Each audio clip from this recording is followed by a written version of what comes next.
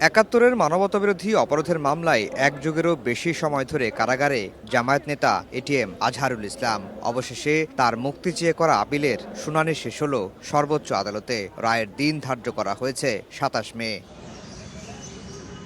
বৃহস্পতিবার জনাকীর্ণ আদালতে দ্বিতীয় দিনের শুনানি করেন দুপক্ষের আইনজীবীরা। তুলে ধরা হয় বিচারের নানা অসঙ্গতি। তাদের প্রত্যাশা, আজহার খালাস পেলে আংশিক কলঙ্কমুক্ত হবে বিচার বিভাগ। ৬ কিলোমিটার দূর থেকে দেখছে, ৩.৫ কিলোমিটার দূর থেকে দেখছে, একজনের ডান হাতে আরেকজনের ডান গালে থাপ্পড় মেরে দিচ্ছে, বাম গালে থাপ্পড় মেরে দেওয়ার কথা সেটি ডান গালে থাপ্পড় মেরে দিচ্ছে।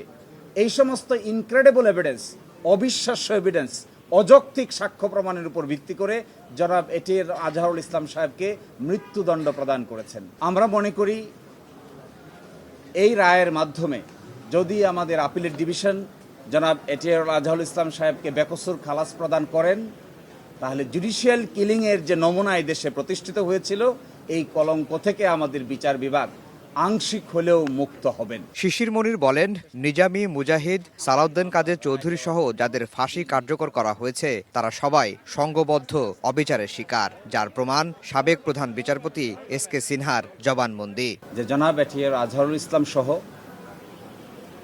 মাওলানা মতিউর রহমান নিজামী, জনাব কামরুজ্জামান, জনাব আলী হাসান মোহাম্মদ মুজাহিদ, জনাব মীর কাশেম আলী, সালাউদ্দিন কাদের চৌধুরী সকলেই সিন্ডিকেটেড ইনজাস্টিসের শিকার হয়েছেন। জনাব এস.কে. সিনহা সাবেক প্রধান বিচারপতি নিজেই স্বীকার করেছেন যে আমি যখন এই আলোচনা করছি তৎকালীন প্রধানমন্ত্রীর সাথে, তো ইতোমধ্যে স্কাইপ কেলেঙ্কারি পাবলিশ হয়ে গেছে। তখন আমি নিজামুল হক নাসিম সাহেবকে ডেকে জিজ্ঞাসা করলাম, তিনি শুধু চান আপিল বিভাগে চলে আসার জন্য। আমি বলি, একটা রায় দিয়ে আসো, তাড়াতাড়ি শেষ করো। কিন্তু যখনই তার দেখা হয় তখনই তিনি আমাদেরকে বলেন যেন প্রধান বিচারপতি স্ট্যাটাসে তাকে উপরে তুলে নিয়ে আসা হয়। আসামিপক্ষের খালাসের যুক্তির সঙ্গে একমত রাষ্ট্রপক্ষ।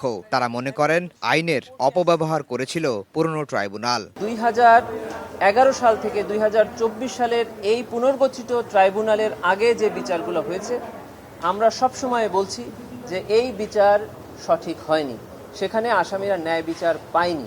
2014 সালের 30 ডিসেম্বর আজহারকে মৃত্যুদণ্ড দেন আন্তর্জাতিক অপরাধ ট্রাইব্যুনাল। এর রায় বহাল থাকে আপিল বিভাগেও। আফজাল হোসেন, সময় সংবাদ, ঢাকা। সব কিন্তু একমত হয়নি।